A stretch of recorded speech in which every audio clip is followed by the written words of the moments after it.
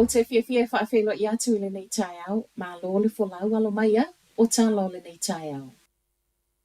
Whaatamala le tau simai ma muli ai ti ngā ina le ngase. O le tala la tamai le reporti o so enga wa mawai e le I muli ta ia e le tau simai le sitala, ma le te Whatuora County manukau. Ta ialo le vaaya whaale leo ngase peo na tūla I mayaile nei mata upu ia o ke topo le lua fesfulwiva I le vaenga lo wha mamai toto I le whalimai miro moi au kilani. E whaapea sa ta tau ona I le vao le sefulu I le lua sefulu microgram o le vaila au e wha o ngā mo le tui peita ai na wha o ngā uma le selau. O lo ta ua fo I le reporti e le I muli ta iala o le tatau ona siaki e le isi tau si mai wha ato a whaiai le tui o lo iai to tono le vaila au. I le reporti na vave ona sui le wha alongo le ngase le ngate le ti ngate le lo na tino le mawhaina tau fiofi mafua mai le te ena I le tino le malosi o le vaila au ma ua na o le au e.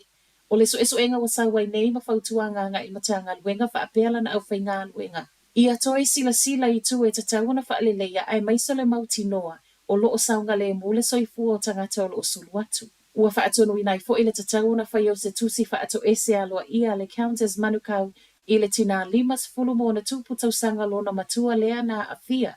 O ia fo o se tasi o ngase masani ale fale mai mirol moa I le tu o loo wha amamai toto. Mai le toe to alima o tangata o loo so e pea I le umai o le wha.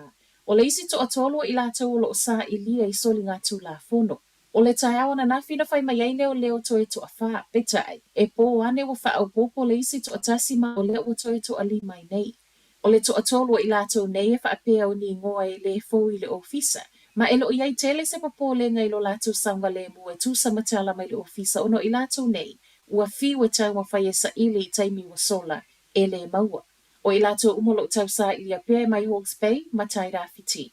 E se mai le to alima leo lo pipi I le lisi o tangata o lo o leilo loa talu mai lia wha. O leo fo o lo tau sa I lia Joseph Ahudidi, wha se fulu tau sango Gisborne, ma e ono le fiso o ta I lia wha lo na leiloa. Mai lia va Joseph, o lea sa alu e asi lo na ai le taimi na sa wai lia wha, ma e o mai le taimi nei, e le ito e maua lava se fiso o ta inga. O lewa tau fia mo se taimi le tu mau train o lo fela ua ia utai le vau au kilani ma Wellington e mafua o na ua leanga le awala train. O lewa ulia na nafi na so ai e se tasi o ta avale le train o lo tau avea le uta container. Ma ele ngata na sipa e se le train mai lo na awala. Ai wa faaleanga ina I fo ima le awala train. Mai le pulenga le Kiwi Rail o le awa ulio le so o lo ta alia ile masini na te toi faale leia ma fesi ita I le train ia toi sau fai I lungo o lo na awala. E o mai le taimi o talafou, e le o mautinoa se aso e toe ta tala I le laina le I le vau au kilani ma Wellington, se ia vanga nā train so lo o fe avea ia uta I le vau Tauranga, Hamilton ma au kilani, o lo o ta tala pia. O lo o alo I lunga cases o le koviti, tangata maali liu, tangata toe mawele wha mai, a toa ma I la tau tau fia I fale mai.